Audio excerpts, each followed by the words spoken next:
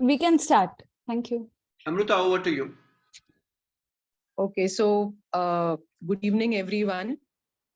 First of all, I'd like to thank Mr. Gursahani for getting such illustrious and renowned panelists.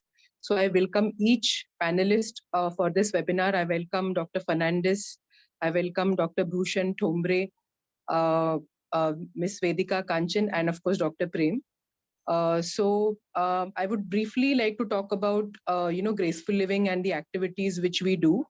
So basically, Graceful Living is a project of Tulsi Trust, and we work with senior citizens. We work with older adults.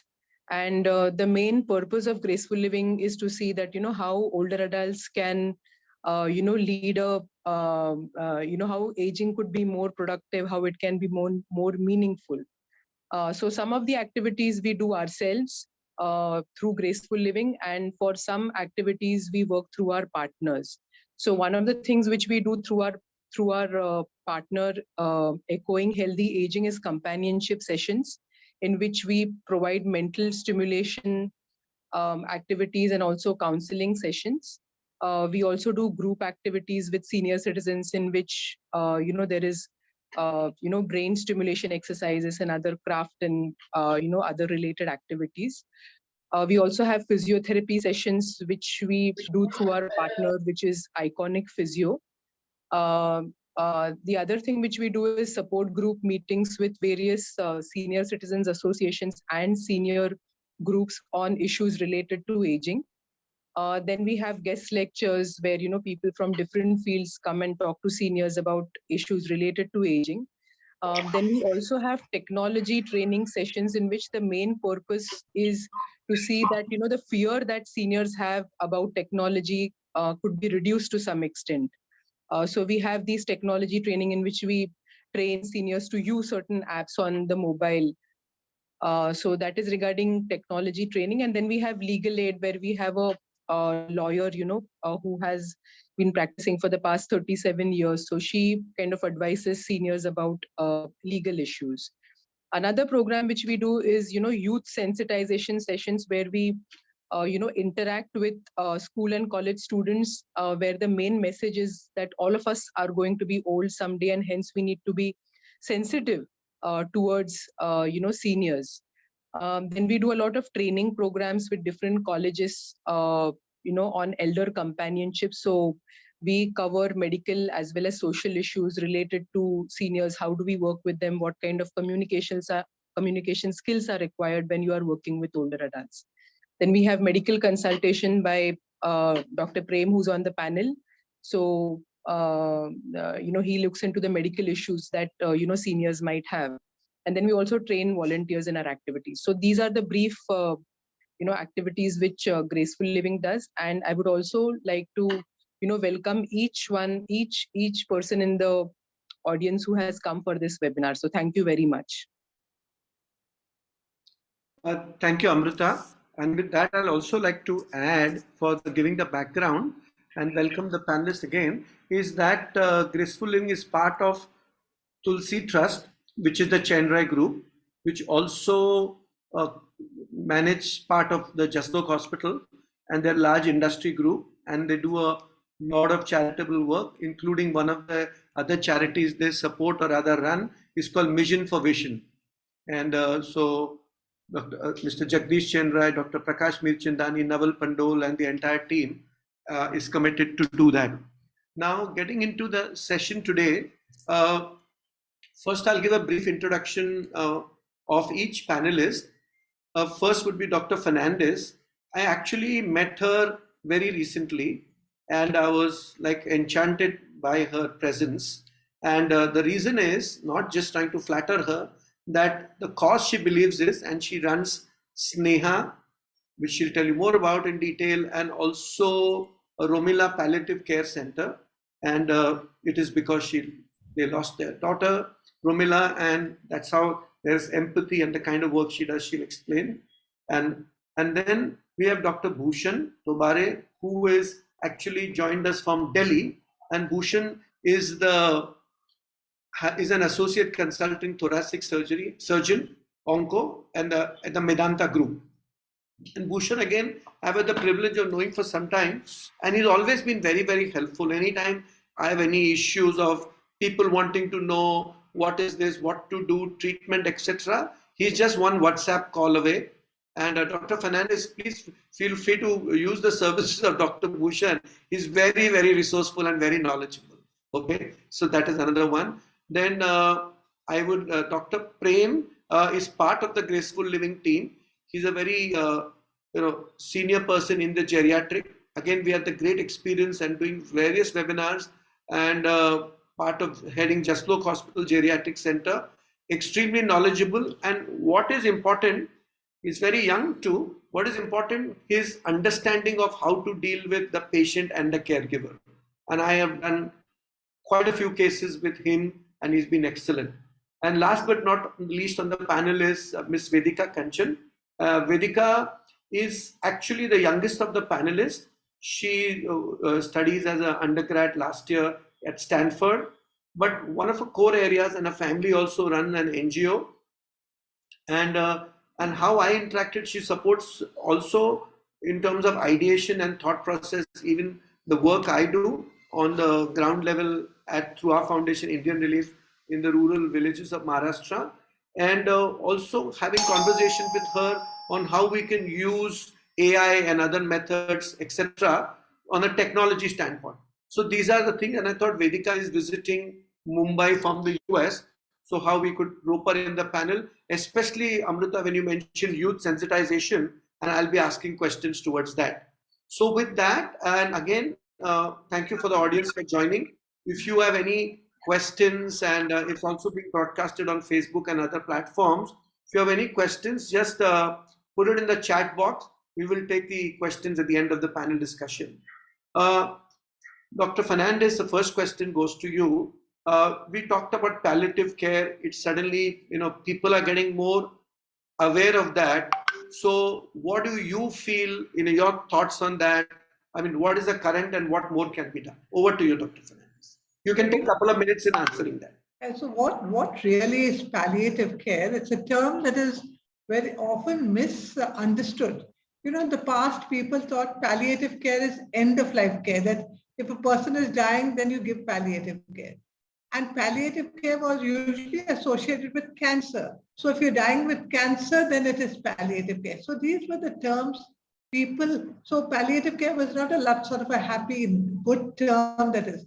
But today, what palliative care really is an approach to people to be trying to improve the quality of life of patients with any life-limiting disease. So say a person who's paralyzed, waist downwards or neck downwards, total paralysis, or you talk of a patient with dementia, or you talk of a patient with Parkinson's, or chronic obstructive lung disease, or even cancer, all these diseases will not be cured, immediately, but these patients can live for a long time, and palliative care tries to improve the quality of life of the patient and the caregivers.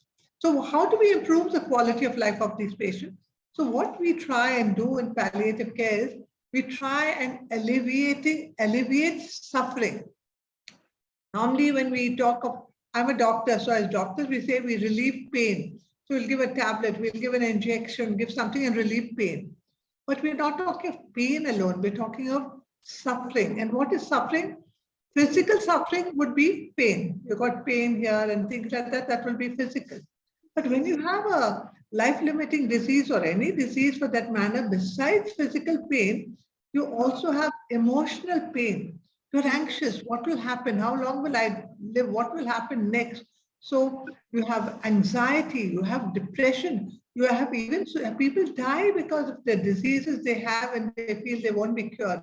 So you have a lot of mental and this is mental suffering. The third type of suffering is social suffering. You come from the slums that we are dealing with in Sneha with all these people from the slums.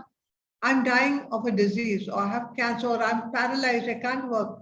Who will look after my family? How will my children get educated? So we need to also help alleviate this social suffering where the patient can't do anything for his family.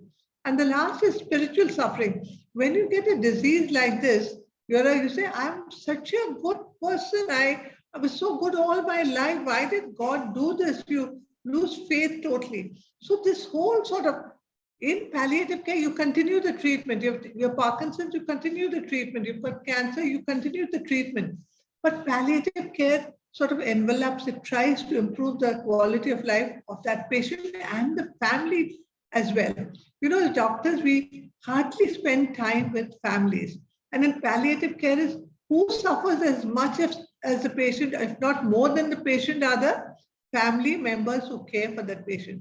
So in palliative care, we have doctors, we have nurses, we have social workers, we have counselors, nutritionists. So there's a whole team of people that look after the patient and family in palliative care to alleviate their suffering. That's in a short that I can. Yeah. Dr. Fernandez, thank you. In such a limited time, you have encapsulated a lot, and I'll come back to you with a more detailed thing once I go through the rest of the panelists. Dr. Bhushan, you are, though Dr. Fernandez mentioned it's not limited to rather only oncology or cancer, but Dr. Bhushan, you are part of the onco side in terms of your discipline. What are your thoughts in terms of what you've been seeing the emerging trends in palliative care? Yes. As a thoracic surgeon practicing in Max Institute of Cancer Care, we have all organ-specific departments. So as a surgeon, as a medical oncologist, we see at the organ. But for example, today only I had a patient who had got a lung cancer and it was a small lesion and we were planning surgery for him. But I said we have to do MRI brain. And to our surprise, he had got 2 lesions in the brain, which were metastasis. The whole family was shattered listening to this news that he has got a brain. It becomes a stage 4 disease. They were like, the first question the patient asked me, how much time I have to live. The second question, will I be able to attend the marriage of my daughter? The son was, will I be able to complete my education, the expenses? This is what is the core topic we face as a clinician sitting in our OPD on day-to-day basis. It is so palliative care is just not the treating the patient for organ specific, it is treating the family members, as rightly said by Dr. Fernandez. Thank you, Bhushan. I'll again come back to you. Vedika, before I get in Dr. Prem, youth and maybe younger generation sensitization. So what is your thought process? And again, you can give that model even from a thought process. What, if you're aware, what is happening in the US in terms of assisted care, and are the lines blurring? Whatever you feel within this area, please share. I think, well, one, thank you so much for having me here. I think Dr. Fernandez said it best when she spoke about mental wellness, especially for the youth. We tend to be caregivers, if not our parents. And to be an effective caregiver, I think what you really need is to be mentally equipped to see a family member suffer. So I think when it comes to the younger population, what's really important when it comes to palliative care is how can we be educated, how can we be supported in order to be effective caregivers is definitely one. I think second, what really comes to mind in terms of the trends we're seeing in the US, but also here, is communication. There's a common misconception, I feel, that Gen Z doesn't care, or kids are always on their phone and they're not so sensitive. I don't think that's true at all. I actually think that this generation is very empathetic. How can you not be? If you have so much information on your phone, you're seeing the lives of so many people and so much suffering. How can you really not be? So I think the key there is really communication, and how can we communicate with the youth in the way that they know best, to sensitize them and educate them to lives that are very different than this. And then how can we really hone in our generation to be, thought leaders, healthcare providers as we grow up? How can we inspire people my age that palliative care is where they should put their energy and how they can help these people? Thank you, Vedika, for putting it from your perspective and applying the lens of how the youngsters should see it. I'll come back to you with another related point of view. And Dr. Prem, you are in the geriatrics, so you're a geriatric physician, okay? And I know you see multidisciplinary patients. Again, you deal with it on a day-to-day basis. Give us your views or the emerging trends or whatever you feel like sharing. Yeah, first of all, thanks a lot. It's always great to be back on the panel, and it's great to be on a panel with Dr. Amida, of course. I have been a part of a group which she was also. I mean, we can't highlight so much that she does, but she's also a part of something known as Healthcare Outreach Foundation, so which does a lot of good work for needy people as well. And I will just extend to what Dr. Bhushan actually said. Usually what happens is there's a saying that how people die remains in the memory of who live on. So that's why it's very, very important that when we take care of people, I mean, for me, it's obviously old people. So I take care of continuum of care. So I'm there in every phase of their care. So I know that death is inevitable, but how they are going to die is very important to them. It doesn't matter. I mean, I will also mix a bit of Hindi as well. जरूरी ये नहीं होता है कि वो उनको है ना मरने से डर लगता है, पर इम्पोर्टेंट चीज ये होती है कि वो कैसे मरे. और अगर हम देखें तो there are some terminologies which are very important, जिसको हमेशा इंटरमिक्स किया जाता है. तो एक है जिसको कंफर्ट केयर कहते हैं, एक है जिसको पैलिएटिव केयर के साथ हमेशा आगे पीछे किया जाता है, एक एंड ऑफ लाइफ केयर है जिसको हमेशा पैलिएटिव केयर के साथ मिक्स किया जाता है. The most important part about palliative care is कि आपको उसके बारे में जब डायग्नोसिस होता है, चाहे वो कैंसर का हो, चाहे वो पार्किंसंस का हो, चाहे वो आपको लग रहा है कि किसी को, जैसे मैम ने बोला कि सीओपीडी जिसको हम फेफड़े का I mean chronic obstructive pulmonary disease कहते हैं, जो स्मोकिंग के साथ भी हो सकता है, उसके बिना भी हो सकता है. तो उसमें क्या होता है कि जब डायग्नोसिस होता है तो हमें as a clinician, as a care team member हमें समझ में आना चाहिए कि नहीं, इन्हें पैलिएशन की जरूरत पड़ सकती है. तो ये नहीं होगा कि पहले क्या एक एटीट्यूड रहता था कि मतलब पैलिएटिव केयर का मतलब ये है कि अभी कुछ नहीं हो सकता तो पैलिएटिव केयर के पास भेज दो, but that is not the case. We have to remember that specially for me as an older adult, there is another spectrum. There is something known as pain and palliation. So pain is very important. Now, what all things that matter? I'll give an example. There's an example of, to an extent, palliative plus end of life care. There was a person who was a female who was a very old patient of ours. She was around 75, 80. She had a very bad CA of the liver. So it is known as HCC. It was a huge liver. I mean, इतना बड़ा liver था. बहुत दर्द में थे वो, मतलब हमें देख सकते थे कि इतने दर्द में थे. तो हमने क्या किया, हमने उनके रिलेटिव से बात किया और हमने उनको बोला कि देखिए इनको मॉर्फिन देना पड़ेगा क्योंकि ये बहुत ज्यादा दर्द में है. पर आपको समझना पड़ेगा कि हम जब देंगे तो शायद ये आपको पहचान नहीं पाएंगे, शायद आपको समझ में भी नहीं आएगा इनको कि इनके एंड ऑफ लाइफ में पैलिएशन जब हम दे रहे हैं एंड ऑफ लाइफ के साथ, कि आप कौन है. So it's a difficult decision for a relation कि वो एंड ऑफ लाइफ में आपको समझ नहीं पा रहे हैं कि ही और शी इज योर सन और your daughter. But I mean as expected the son said कि नहीं, for me my mother's relief of pain is most important. It doesn't matter कि अगर मुझे वो नहीं पहचाने. So yeah, ultimately, of course, unfortunately, we lost her. But what we have to understand as a geriatrician, I would want to offer every older adult, whatever stage of life they are, some comfort, whether it is medical or non-medical, because ultimately that's what life is. And we need to understand कि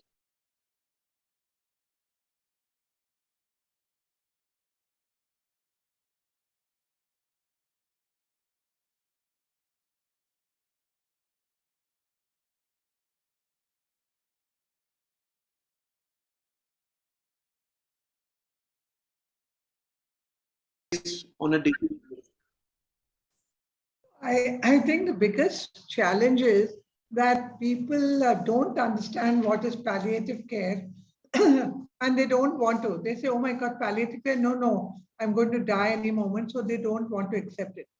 But even greater than the patient, the biggest challenge is to convince doctors that palliative care is not taking patients away from them. very few doctors are convinced about palliative care and refer patients to it. They themselves, palliation is in a way, it's been there for years, over decades, but most doctors feel that it's again end of life. And secondly, when we say, no, we can look after dementia, we can give our patients, dementia patients, palliative care, or Parkinson's, they feel that they are losing their patients and they don't refer it for palliative care. So what they have to understand is, no, you can continue treating your patient, but we will give you that additional layer of support. The third thing that happens is, even in hospitals, what happens in hospitals for reasons, what happens if a person cannot be cured? You have, we said here, the patient with cancer, with metastasis in the brain, maybe liver, all over, that patient is not going to survive. And what do they do in the hospital? Very few hospitals in this country have palliative OPDs or palliative wards.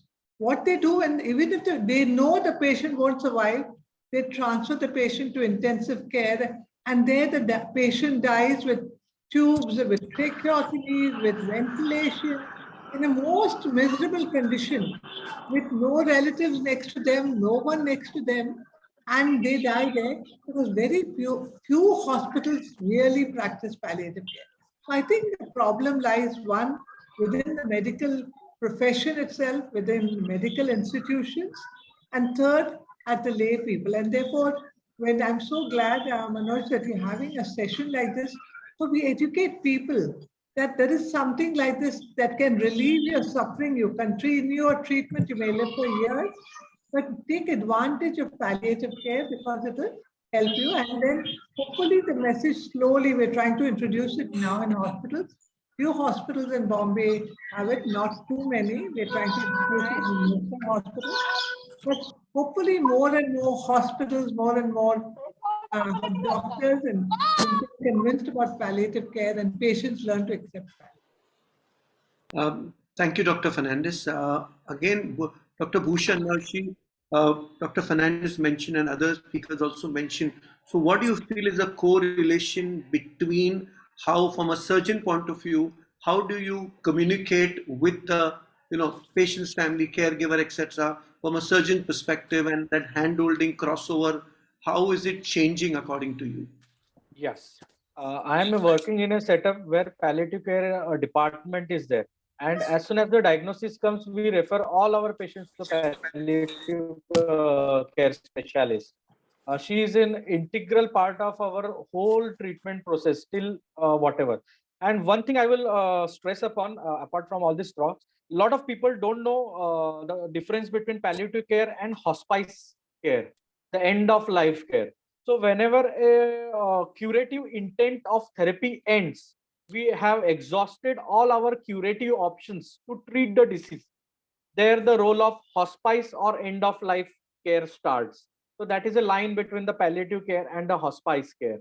This everybody has to understand. So as Fernandez madam has said, that people used to think that palliative care means end of life care. No, definitely it's not end of life care. This thought process we have to change in the minds of people. Whenever we speak about cancer, everybody says end of life. But with newer therapies coming up, robotics coming up, and oral chemotherapy is coming up, so we will have a big share of people landing up in palliative care departments, where they might have some or the other sort of different maybe minor or maybe some major problems. So there has to be so much hand holding among our colleagues as a team to treat them as a whole. So today we are seeing the patients. Sometimes in near future we might be the patient side also. We might have our own relative as a patient, or we might be the patient himself, because death is inevitable. It is going to reach one or the other day to every one of us. And with COVID pandemic coming there, now we'll be having a lot of crippled people in the society. So definitely there is a big role in this arena to be done in as a country as a whole and as a world as a whole. Thank you, Bhushan, for your views. Vedika, back to you. Now, again, as a youth, and as you said, we feel that the youth are not sensitized and they're insensitive and all that.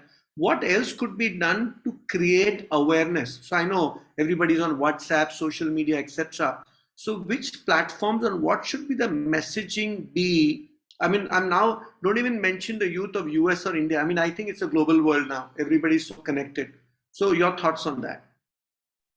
I think it's less about what you do, because we do everything. We are on social media, but it's about how you do it. It's almost as if we have to come into the shared language, because the truth is that our generation has experienced a life that's so different than people that are older than us, whether that's my mom, whether that's my grandma, and say, my mom is the one to take care of my grandma. I'm the one that's going to take care of my mom. I have to support her when she's the caregiver. So there really is a very strong intergenerational need for everyone to understand what this entails and how, as all of you have said, we can best provide comfort and also education.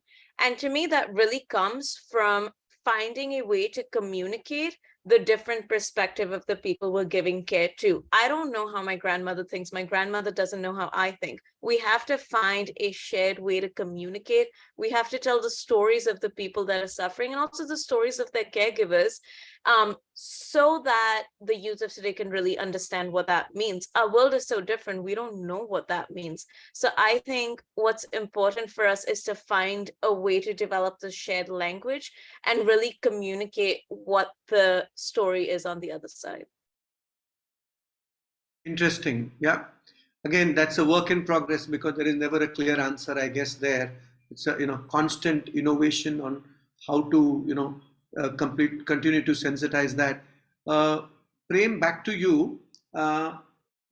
Again, because you see patients on a day. So do you feel are the patients or or rather the caregivers? Now we have talked about the caregivers because nobody really understands what the caregivers goes through. And as Dr. Fernandez mentioned also, and one more point, the economical challenges. Okay.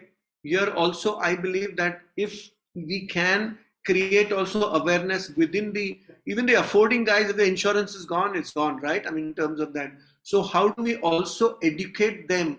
If you have a particular ration card or an orange or a yellow, there are some schemes available because nobody talks about the economic burden. Can you share some view from your perspective, experiential, and some story if you have? Yeah, I think one of the very important things that we always take in geriatrics in general is the social history, which includes a very important economic history. Now, the financial status of the patient, उसका importance क्या है? उसका importance ये है कि ultimately आपको समझ में आना चाहिए कि आप कब हेल्प कर सकते हो, because it's not only offering treatment options. उसका मतलब ये है कि अगर किसी को ट्रीटमेंट ऑप्शन दे रहे हैं और वो नहीं कर पा रहे हैं तो कैसे हेल्प कर सकते.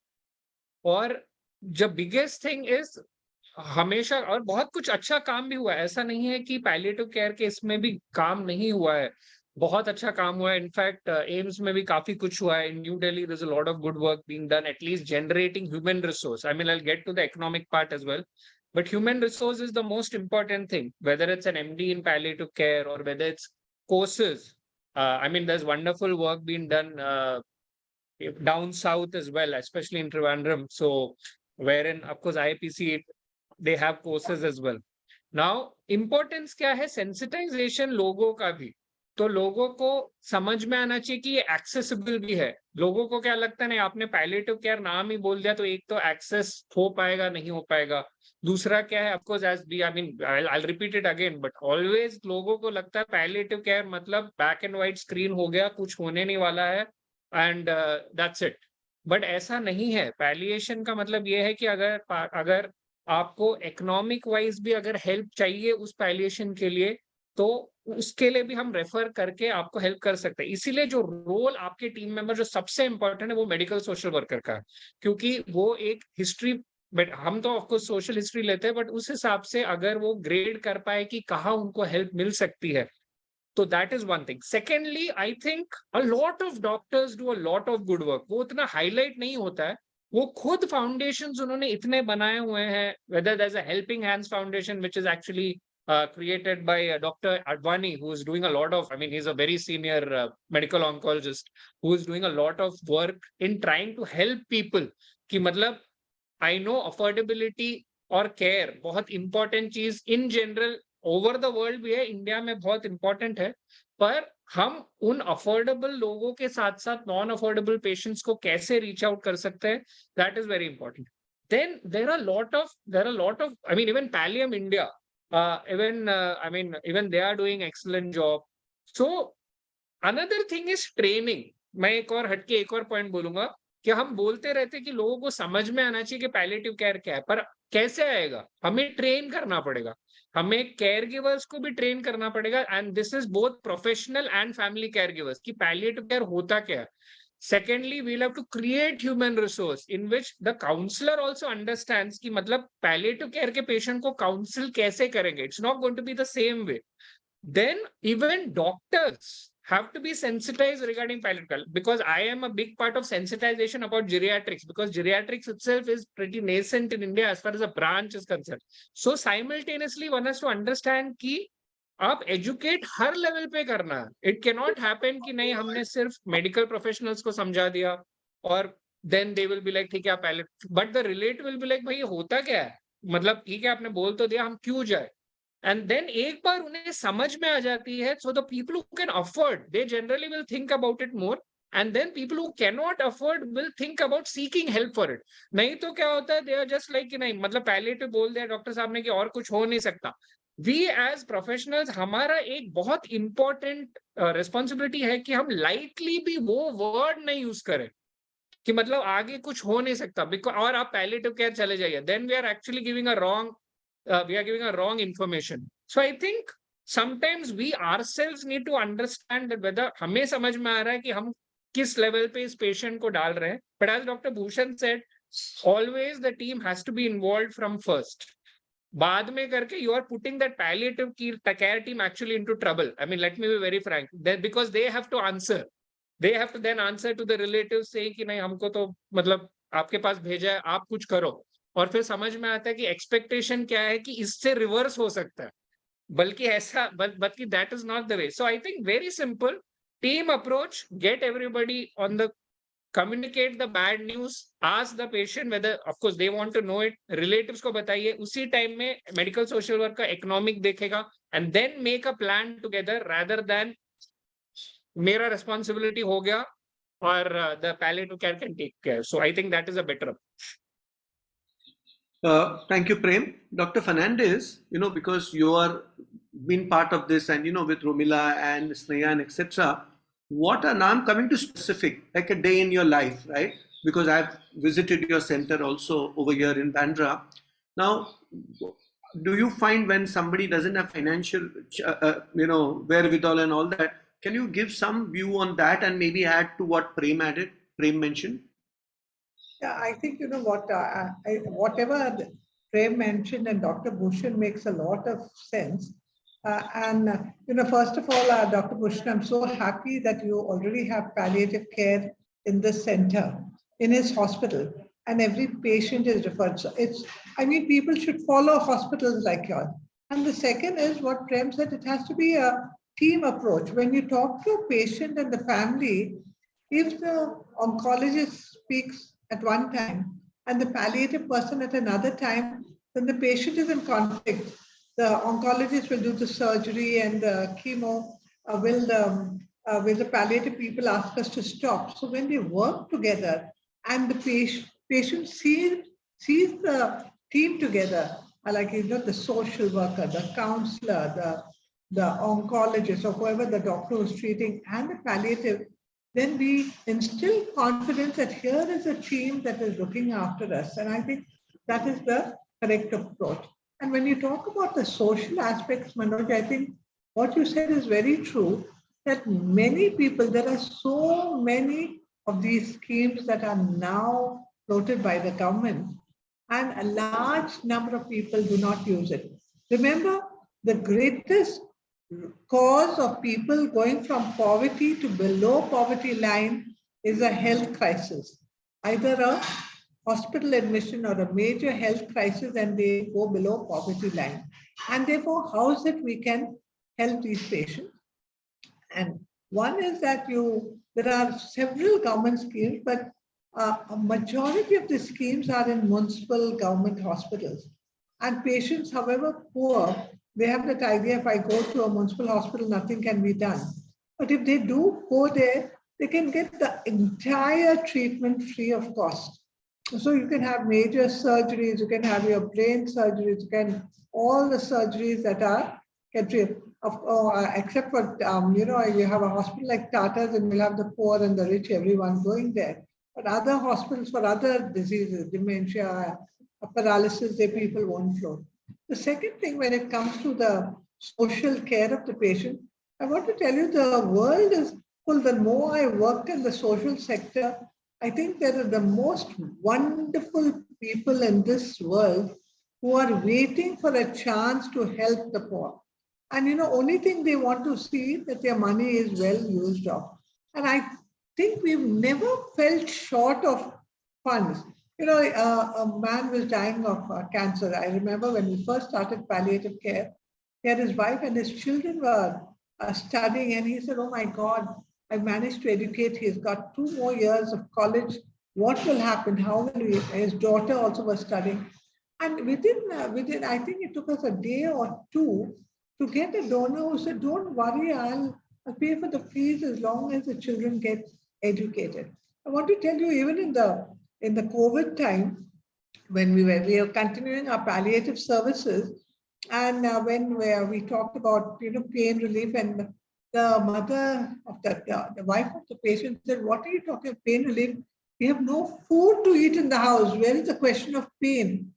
And within a short time, a donor said, "I will give all rations." And the donor in COVID times, Manoj, he used to get rations for the month. It would included rice and dal and coffee and sugar and all. The whole thing includes soap and toothbrush. And he used to drop it at the patients' homes during the COVID time. So I think the thing is that when you talk of social relief, one is you have the government itself that helps you. There are a whole lot of NGOs that help, can send them to the NGOs. And the third, there are individuals who come and ask you, "How can I help?" And you can make the most of it. We have donors who will pay for their medicines, not the chemo and the expensive ones that we have to find bigger, but smaller things, or for the rations, for their clothes, for their education. You just adopt a family and look after. So much can be done about the social relief of these patients. It's only a question of finding out. Unfortunately, although, Manoj and Prem talked about we take a social history, but my real experience in the corporate sector, when they're admitting and making sure, they don't ensure that the patients have the money to pay. They say, "This is your," and when a person is serious, you say, "This is the deposit, you've got to pay that." They beg, borrow, and steal. And once they get into an intensive care, the bills per day is so high, then they send to the social worker. If this was a little earlier, we could help our patients. So I think that sensitivity, I know that, Vedika also talked about how do we communicate, how do we sensitize. And I think that communication and sensitization in the youth, yes, Vedika, that is important. But when we are training medical, I come from a medical college and we talk about training. But in the course, we have to have so much to learn in medicine, but we're not really taught, we don't teach, I would say, we don't teach communications as one. We don't teach that sensitization, what people feel through. And fortunately, the syllabus is now changing. These subjects are being added, and students are, are helped to feel made a little more sensitive and communicate better with their patients. Thank you, Dr. Fernandez. Again, you make it so simple, simplify the communication. Is because of years of experience coming in clearly there, and you've seen. And also one more point I'd like to add is definitely there is a lot of awareness among the corporates. The CSR has also helping because there's a lot of funds available, and as you said, they want to know, as long as funds are available, it is trackable, traceable, the impact is there and one can account for it, and then I feel there is no shortfall of money, and there are a lot of HNIs, what we call Totally. as I forgot to add the corporate, Manoj. You're right. The corporate Yeah. sector, they're really, if they're convinced to do a good and you can show them impact, they're only will go out of their way to help. I think one thing is Cipla, for example, they've done amazing work and they've done all palliative care centers and they are participating. So like that, also, so, and maybe as Graceful Living also we'll keep on adding this element in the newsletter and circulate it to as many people. तो आज के जो audience है, these are not only our panelists, these are caregivers. There are various जो लोग caregivers है, वो ज़्यादा करके आज ऑडियंस में. तो for the audience it is that there is help available. Of course, case study has to be done, understanding has to be done, but you can reach out to Graceful Living, and then it can be taken off depending on who can help to our channel and see whatever best we can do. Dr. Bhushan, what do when patients come to you and especially the ill affording or and even the lower middle class and those who don't have insurance come up and land up, it must be very heartful, painstaking to see that whole thing, painful. So what do you, if you had a choice, what would you do and what would you change? Yeah. So I am practicing in a corporate setup. Definitely, it's very difficult to adjust these kind of patients into the system. So with my increased expertise, for me, only thoracic surgical operative patients come. They are filtered out very much because it is a referral practice basis. So I have to screen them properly that these patients should be operated this time and he should not land in ICU. He should go home straight away. So this workup I do so much. All investigations are within the limit, and then only I can afford them, make them afford into the corporate practice. And those who are very, very poor, I have got my senior colleagues, my students in various government hospitals. I give them their numbers. They go to, and I tell them personally, this patient needs help. You have to help them. This is what I am 10 to 15 years. Now, I know you've been, because what I have been doing with Dr. Bhushan is whenever patients forward me the reports, today also morning I sent you one report and you immediately responded. Because one of the ways I like to appeal to the medicos who are there in the, thing, that sometimes even to get a clear opinion, okay, for a average patient or a average, family and a caregiver, he's so confused because there is a question which I'll probably later on after Vedika and Prem finish ask Dr. Fernandez again later part is when is a patient actually referred for palliative care? That's a question come up. But anyway, before that, Vedika, remember we met at the Indian Merchant Chamber yesterday and we were also discussing about mental health care. Now, we also talked about therapy.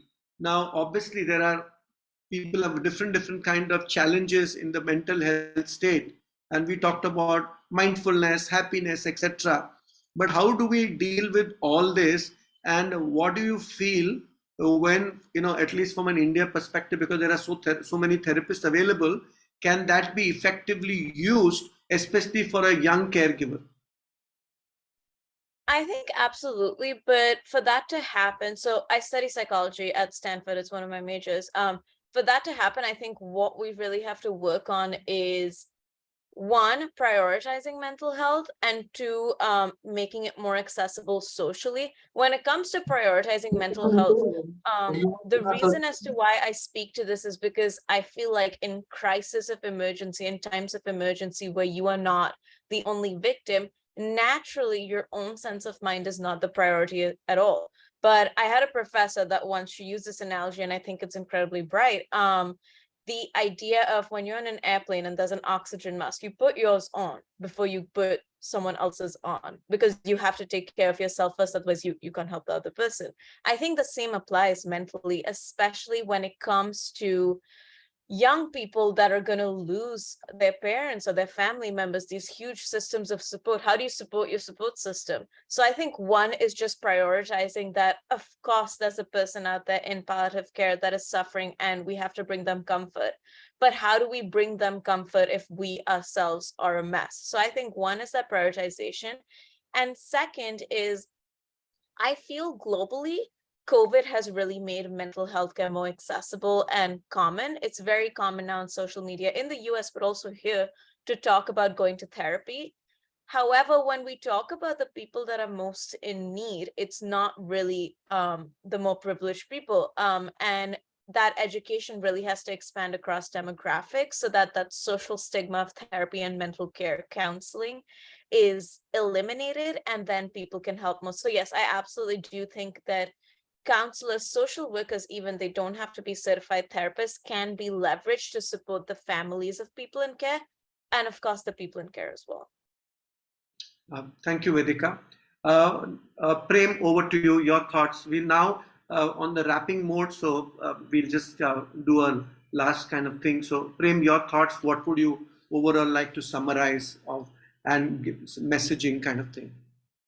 Yeah, so I think, I mean, in the chat box, Dr. Bhushan has obviously mentioned about when to refer.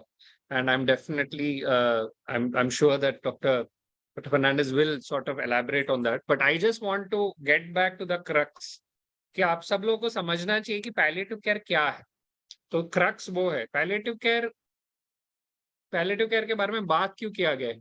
The most important goals that palliative care होता है, one is to improve the symptoms.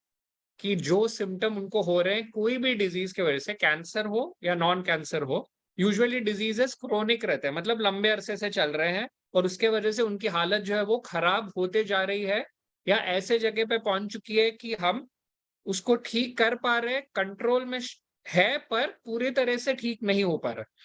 फिर उसके साथ साथ दूसरा पड़ाव जो the second thing which is important is कि डिग्निटी और क्वालिटी ऑफ लाइफ. ये जो बात डिग्निटी है, डिमेंशिया का पेशेंट है तो डिमेंशिया नहीं याद रखना है, डिमेंशिया के पीछे उस पेशेंट को याद रखिए, उनका डिग्निटी बहुत इंपॉर्टेंट है. And the third focus is quality of life. ये quality of life is something as a geriatrician I am absolutely passionate about, because मेरे लिए important है कि how independent the older adult is, whether it's with cancer, without cancer, whatever that disease. तो हम अगर उनको उस quality of life में maintain कर सकते हैं तो हम एक अच्छे वे में palliation कर रहे हैं. खत्म नहीं होता यहाँ पे. This is about the patient and also take care of the family and their caregivers, taking into consideration their wishes also. एक चीज विश की बात होती है, इसमें कुछ ऑटोनॉमी नहीं है. It's we are not going to be paternalistic कि हम बोल रहे हैं आपको ये करना है तो आपको ये करना नहीं. उनकी मर्जी, चाहे वो पेशेंट डाइंग है, उनकी मर्जी कि उनको क्या करना है आगे, that is also very very important. फिर एक और चीज में, अगर ताकि आप कंफ्यूज ना हो कि कैंसर के अलावा भी कहाँ कहाँ सोचते हैं. एक तो डिमेंशिया है जो मैम ने बोला था. डिमेंशिया अगेन, तो डिमेंशिया का ड्रेडेड वर्ड में मैं वापस बोलना चाहता हूँ, मैंने बहुत बार बोला, not all dementias are irreversible. जो इरिवर्सिबल है, जो नहीं बदल सकते, अल्जाइमर सबसे बड़ा वाला है, तो मैं उसके बारे में हाईलाइट करके बोलूंगा.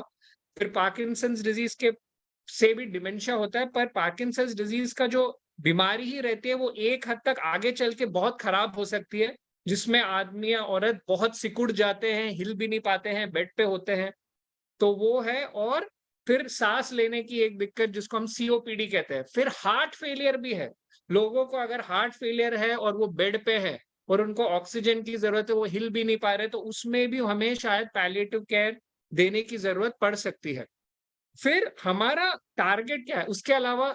अगर डायबिटीज हो, गंदी डायबिटीज हो, फुट चला गया है, एम्बुलेट नहीं कर पा रहे हैं, चल नहीं पा रहे हैं, तो अगर उनका क्वालिटी ऑफ लाइफ हम बढ़ा सकते हैं just by providing an artificial limb, मैं एक एग्जांपल दे रहा हूं, तो वो भी उनका क्वालिटी ऑफ लाइफ इंप्रूव करता है. तो पैलिएटिव केयर और जीरियाट्रिक्स बहुत हैंड इन हैंड जाता है. और हमें पता होना चाहिए कि आप मुझे जैसे पूछ रहे कि व्हेन टू रेफर, बात रेफरल की नहीं है, बात जैसे ही पेशेंट देके पता हो जाना चाहिए नहीं भाई पैलिएटिव केयर और हमें साथ में काम करना है, ताकि वो हम बोलते हैं ना कि हमेशा हम एड देखते हैं तो this is what you call an value added addition.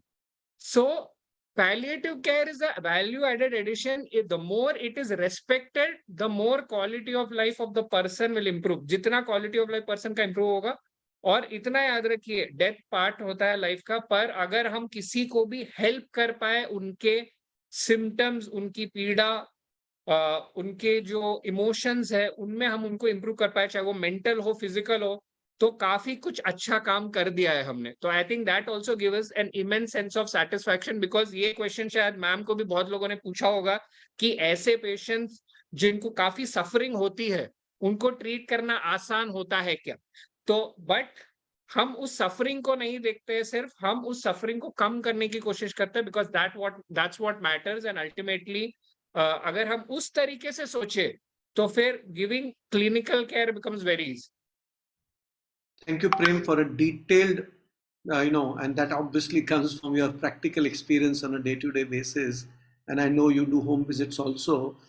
Dr. Bhushan, final thoughts. Yeah, as rightly said by Dr. Prem, he has elaborated very nicely. Definitely, palliative care has to, means it is already there, but people's minds have to be changed. It is not just oncology. It is heart failure, it is COPD and everything. And integrating your practice with a palliative care physician is an integral part of treatment, because a lot of times the physicians are very busy. They don't get time to counsel properly, or the new day physicians are not that much into the counseling. So a palliative care person becomes a specific person who can counsel from the social aspects, the relative aspects, the financial aspects, and how to plan their journey during the disease. It is all the planning and how he can drive his journey in the disease smoothly. That is about palliative care. Thank you. Vedika, you, and then we'll close with Dr. Fernandez. Yes, of course. Well, I think something that I take from hearing all of you and learning, and also what I believe, is that what's really important is just to communicate and learn, one, and also two, it's more than biology. It's comfort, it's social aspects, it's care. It's the doctor bears an immense burden and responsibility as well. There's a lot more to this than a simple signs and simple symptoms. And I think that's really important for us all to remember. Thank you. That was short and sweet. And Dr. Fernandez, we started with you. We'll close with you. Your final thoughts. I want to summarize what has been said, and I think thank you for following all these panels with a different variety of thoughts, and also all of us thinking in the same manner. At first, is remember that palliative care is not treating any disease; it's an additional layer of support to improve the quality of life of patients with any life-limiting disease. And I don't want to repeat, it's a whole spectrum of disease. When do you start palliative care? You start when the disease starts and you continue. When do you stop palliative care? You as long as the patient has the disease through the end of life and post-bereavement care. So the length of palliative care is from the start of the disease, through the disease, through end of life, and post-bereavement. So that is the spectrum. Where can you give palliative care? This is what you must understand. You can give palliative care in the outpatient, like we have at our center.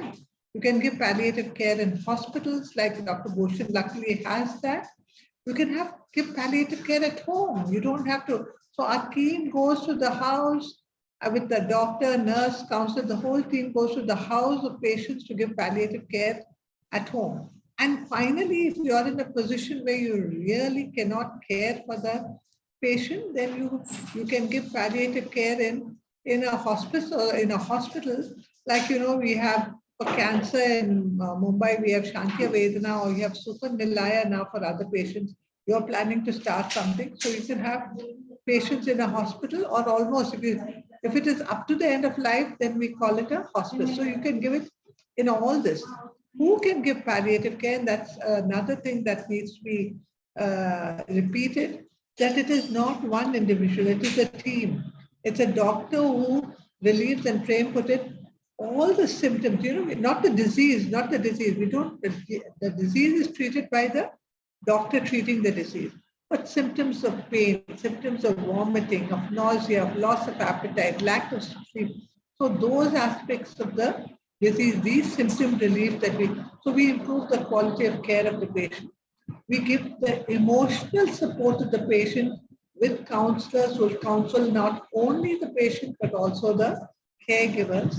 We have the social worker that looks at the social aspect of that patient, and we have spiritual counselors depending on what sort of spirituality the patient.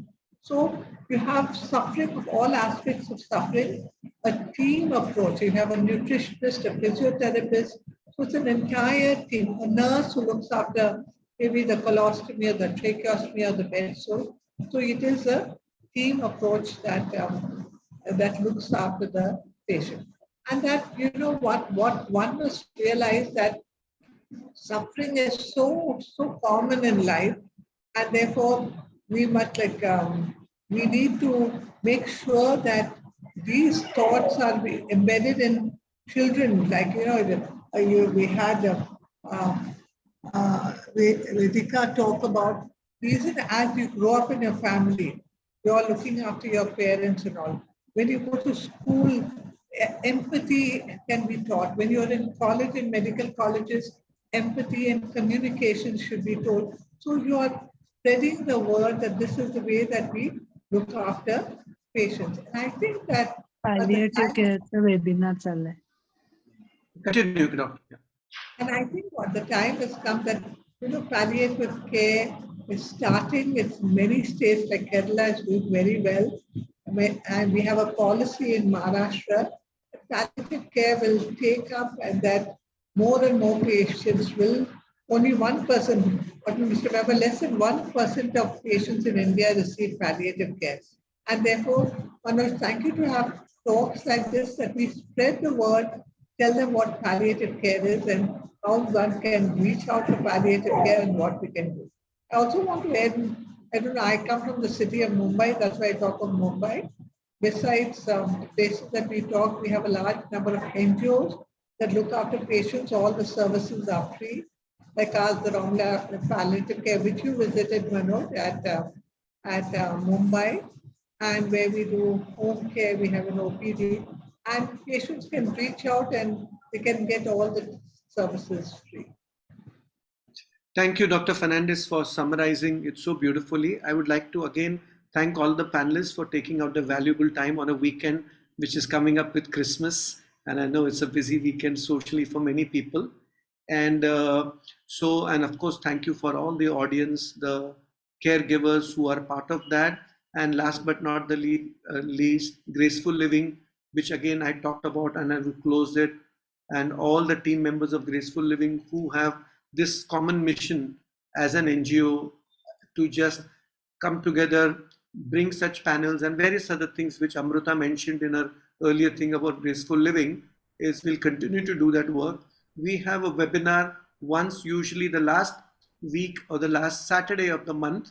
This time, because of New Year, Christmas and all that, we decided to do it today, and we choose various subjects, and all of y'all will keep getting newsletters. We will also, I think, share the link of this particular webinar which happened. It was also live streamed on Facebook, so if those who missed it can be shared with them. Thank you once again. With this, I would like to close. Merry Christmas and a Happy New Year to all of y'all, and hope to see you in a healthier 2023. Thank you, Manoj, and Thank you. blessings Thank of you. the season on all of y'all, and Happy New Year. Thank you, Doctor. Merry Christmas and Happy New Year. Thank you. Thank you. Bye. Bye-bye. Thank you. Bye.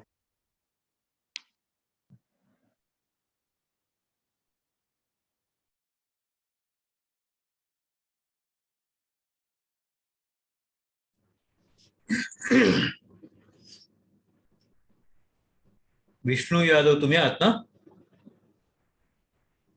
Yes yes. वर्षासन क्रीडा वाकडे